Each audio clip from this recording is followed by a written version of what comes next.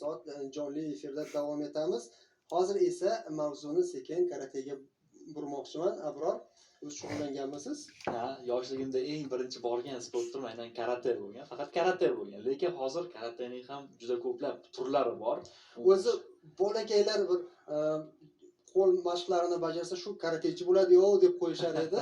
Chunki yurtimizda shunday vaqt bo'lganki, karate yakka kurashlar orasida yetakchilardan edi. Hozir raqobat anchagina kuchaygan, lekin karatechilar ham qarab turishmayapti. Studiyamizda mehmon sifatida Shinkokushinkai karate vakillarini taklif etganmiz. Mutal Nazarov, Alisher Quvondiqov. Assalomu alaykum, xush kelibsizlar. Assalomu alaykum. Assalomu alaykum. 4-dan qora belbog' sohibi Mutal aka Nazarov va shogirdingiz Quvondiqov Alisher bu xalqaro chempionatlar sovrindori, O'zbekiston chempioni va yaqinda jahon chempionatiga yo'llanmani qo'lga kiritgan. Polsha shahrida 24-25 sentyabr kunlari Polsha shahrida O'zbekiston sharafini himoya qiladi. Qadrli do'stlar, suhbatni boshlashdan oldin sizga shuni aytib o'tmoqchiman. Imkon qadar studiyamizda biz karatening o'ziga xos jihatlarini mana shu maxsus taxtalar bilan bajarishga harakat qilamiz. Bizni kuzatishda davom eting. Unga qadar esa bizda qiziqarli suhbat. Hozirgi kunda karate sport turi qanday rivojlanyapti, qanday ishlar amalga oshirilyapti bilamiz. O'tgan asrning 90-yillaridan boshlangan Nurxas o'z faoliyatini boshlagan, keng ko'lamda faoliyat davom etyapti. Mana bizning yonimizda ham bevosita erishilgan yutuqlar haqidagi ma'lumotlar bor. Rahmat. Meni ismim Mutal, familiyam Nazarov. 4 yil Yaponiyada tahsil olganman. Shu Shinkokushinkai karate bo'yicha. Shinkokushinkai ma'nosi yangi chin haqiqat jamiyati. Chin haqiqat jamiyatiga erishish uchun o'z ustida ishlash kerak, mehnat qilish kerak. Avvalambor sportchini irodasi kerak bo'ladi. Bizlarning boshqa karatelardan farqi, bizaki full kontakt, polni kontaktli karate. Masalan, hozirgi kunda O'zbekistonda juda ko'p federatsiyalar rivojlanyapti. Ashqari karate, Oyama karate degani. Bizlarniki ham Shinkokushinkai ham shu jumladan rivojlanib kelyapti. Hozirgi kunda barcha viloyatlarda shu sport turimiz bor. Barcha viloyatlarda, Jizzaxda, Samarqand, Navoiy, Buxoro barcha viloyatlarda karatemiz rivojlanib kelyapti. Va minglab shogirdlarimiz O'zbekiston chempionati, xalqaro chempionati, Yaponiya chempionati, jahon chempionati, Yevropa chempionatlarida ishtirok etib kelyapti. 1992-yil markazi o'z faoliyatini boshlagan bo'lsa, hozirgi kunga qadar minglab, 10 minglab shogirdlarni tarbiyalab kelyapmiz. Bundan faqat O'zbekiston, balki butun jahonga o'z kuchimizni, jasurligimizni ko'rsatib kelyapmiz. Hozirgi kunda 103 ta davlatda shu sportda rivojlangan, shu jumladan O'zbekistonda ham 2023-yil Osiyo chempionatini o'tkazmoqchimiz Toshkent shahrida. Toshkent shahrida va yana bitta narsani aytib o'tmoqchiman. 8-15 mart kunlari barcha turdagi karatelar bo'yicha jahon chempionati bo'lyapti Moskva shahrida. Barcha turdagi karatelar bo'yicha o'shanga ham taklif olganmiz. O'sha taklifni rad etmay, nasib bo'lsa 8-15 mart kunlari jahon chempionatida ishtirok etib, O'zbekiston sharafini ko'taramiz degan umiddamiz. Mutal aka, qiziqarli ma'lumotlar uchun rahmat. Menga mana buni taqdim etdingiz dastur avvalida. Bu nimani anglatadi? Bu adashmasam hujjat ham bor. Bu hujjat Jahon karate tashkilotidan beriladi. Bu faqat Yaponiyadan keladi. Qachonki Yaponiyadan kelsa, asl hisoblanadi. Mana bu yorug'ga qarasangiz, balanga qarab, emblemamiz turibdi. Tip-tipga qarasangiz, emblemamiz turibdi. Bu logotipimiz, znakimiz. Qalbakilashtirmaslik uchun shunday qilingan hujjat. Demak, maxsus o'sha karatening vatanidan kelgan hujjat. Juda qadrli. Bu ham qadram. Endi bu bizning tariximiz. Masalan, har bir o'zbek o'g'loni vatani uchun har bir kishi mehnat qilib ko'rsatish kerak, har tomonlama. Nafaqat sport, bilim tomonidan. Har tomonlama o'zini yutib ko'rsatishimiz kerak. Butun jahonga bizlar O'zbekistondan shunday kuchli o'g'lonlar borligini ko'rsatishimiz kerak. Mutal aka, shunday vaqt bo'lgan, endi dasturimiz avvalida ham aytib o'tdik, buni tasdiqlasangiz kerak. Karate yakka kurashlar orasida yurtimizda eng rivojlanganlardan biri edi. Hozir raqobat juda ham kuchayib ketdi. Kuchli raqobat. Raqobatda yutib chiqish uchun nimalar qilinyapti? Raqobatda yutib chiqish uchun avvalambor uni ruhan tayyorlashimiz kerak, sportchini. Aha. Ruhan tayyorlashimiz, fizik tayyorlashimiz kerak. Fizik, ruhan. Keyin dunyo anosidan tajribasidan kelib chiqib jahondan o'rganishimiz kerak. Yevropa davlatlarida kuchli karatechilar. Chunki bizlar davlatimizga 30 yil oldin kirib kelgan bo'lsa, ular 60-70 yildan beri shug'ullanyapti shu karate bilan. Ulardan tajribasidan kelib chiqib, mana o'zim 4 yil Yaponiyada shug'ullanganman. O'sha yaponlar tajribasidan kelib chiqib, hozir yoshlar to'g'ri yo'lga boshlab kelyapman. Imенно yapon tajribasi bo'yicha. Keyin Yaponiyada bunaqa taklif tushdi. Bizlar o'zbek o'g'lonlarini Yaponiyaga o'qitishga jo'natishimiz mumkin. Markazimiz tomonidan. Markazimiz karate markazi Navoiy shahrida joylashgan. Bu yerda Toshkentda ham filiali ochilgan. Demak, siz o'z qo'lingizda shug'ullanayotgan shogirdlaringizni, istiqbolga ko'z yetgan shogirdlaringizni Yaponiyaga yuborib, Yaponiyaga xuddi jo'natishimiz o'zingiz kabi. mumkin. Nafaqat Yaponiya, balki 103 ta davlatga ham jo'natishimiz mumkin. Chunki bizlar har doim o'sha davlatlar bilan aloqadamiz. Mana hozir kelajakda hozir Full Contact Karate Federatsiyasini ochmoqchimiz. Full Contact Karate Federatsiyasiga hamma karatelar, kontaktli karatelar kiradi. O'sha sport vazirligi, adliya vazirligi bilan birgalikda shu Full Contact Karate Federatsiyasini ochmoqchimiz. Hozir o'sha amalda ketyapti o'sha ish. Xudo xolasa, nasib etsa ochamiz degan umiddamiz. Endi rejalar juda ham ulkan ekanligini ko'ryapmiz. Omad tilaymiz. Hozir esa amaliy mashqlar bo'lsa, marhamat. Xo'p, rahmat. Ko'rsatishingiz mumkin.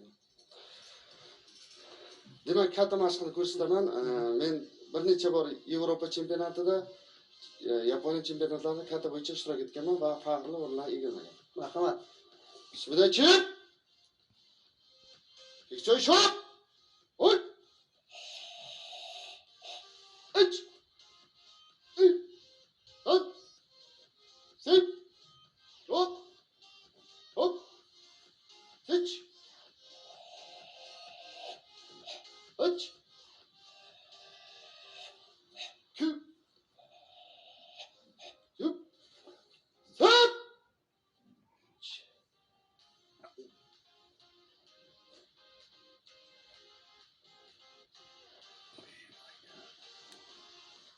Hop!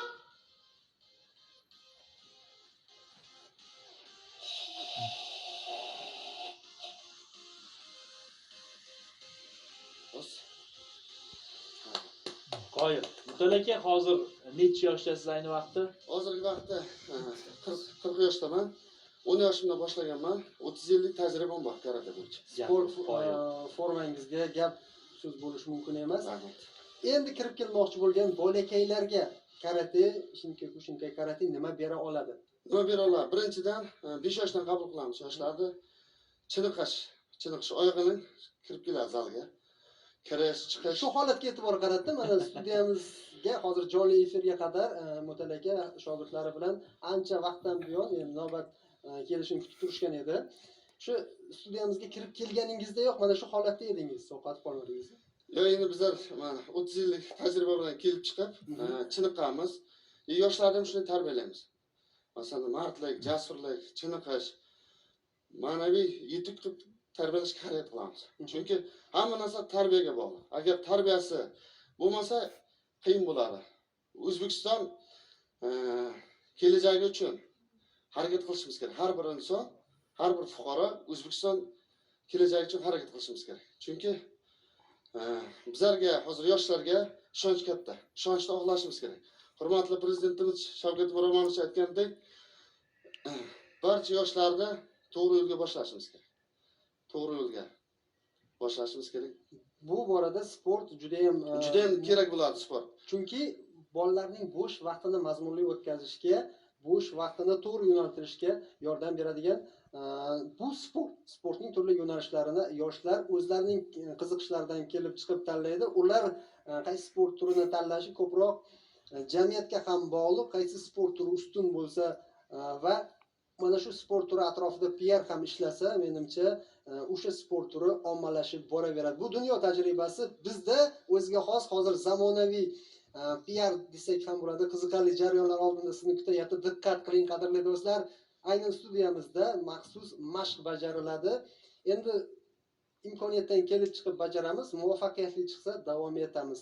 Biz nimalar kerak bo'ladi? Bu tamishvari deyiladi. Tamishvari bu qattiq jismlarni sindirib ko'rsatamiz. Chunki bizning karate, kontaktli karate, zarbalar 100% uriladi, 100% qattiq uriladi. Shuning uchun biz butun xalqqa ko'rsatishimiz kerak. Bu karatemiz qattiqligini hech qanaqa aralab sindirasizlar, boshqa qilasizlar deydi, hech qanaqa bunaqa bo'lmaydi. Tasvirchilarimizga ko'rsatamiz. Taxminan mana hozir 70-80 kilogramni ko'taryapti. 5-6 santimetr qalinlikdagi taxta. 5-6 santimetr taxta. Xo'sh, buni tana har xil jismlarni sindirishimiz mumkin. Lekin bugun studiyangizga mana taxtalar olib kelib ko'rsatmoqchimiz. Hali bu medallar haqida ham gaplashamiz albatta Alisher aka bilan. Qadrli do'stlar, biz ham sovrindor bo'lyapmiz. Taqvo oling ham bor. Ko'tara olarkanman buni. Mayli. Diqqat qilamiz qadrli do'stlar, demak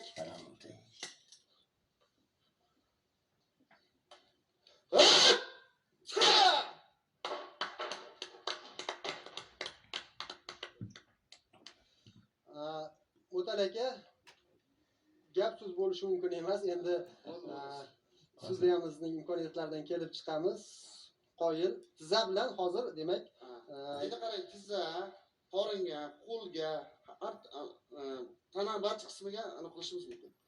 Bizlarda to'liq kontaktli o'tiladi. To'liq kontakt. Bor kuch bilan uramiz. Bor kuch bilan uramiz.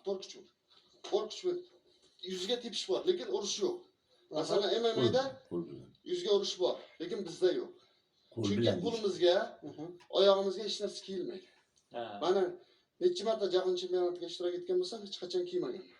Faqat yoshlarda bizlarda bor. Masalan, 18 yoshgacha boshga kiyish kerak, qo'lga kiyish kerak, oyog'iga kiyadi, boshqa. Lekin bizning karateda jahon chempionatlari 4 yilda bir marta bo'ladi.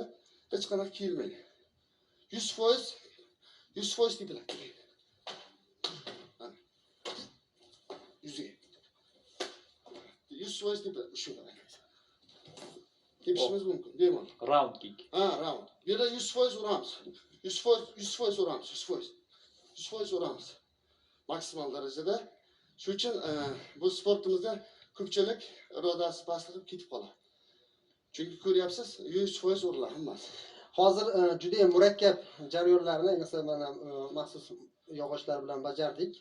Mana shu jarayonni hamma ham qila olmaydi. Mana shu borasida tavsiyalarni ham aytib o'tsangiz. To'g'ri, bunga vaqt kerak. Bu birdan bo'lmaydi. Mana yillar o'tib, masalan shu belbog' olish uchun 30 yil vaqtim ketdi.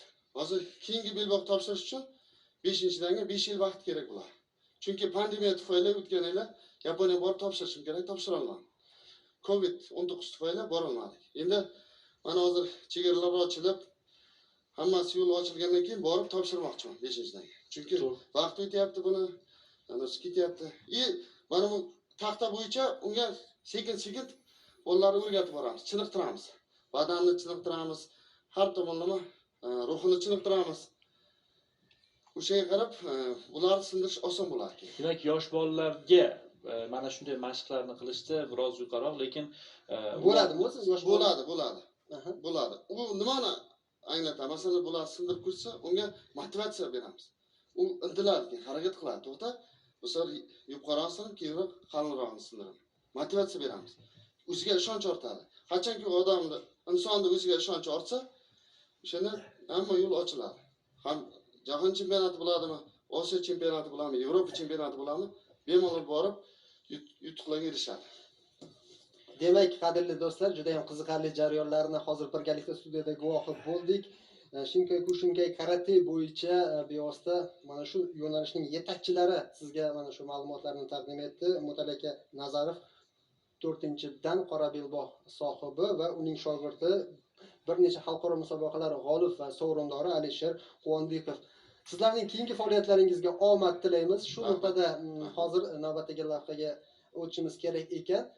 Eslatib o'tamiz, hozir ko'rsatilgan mashqlarni o'zingiz tayyorgarliksiz amalga oshirmang, chunki murakkab jarayon, bunga yuqori tayyorgarlik kerak bo'ladi. Mana bir necha yillik mashqlarning mevasini hozir ko'rdik.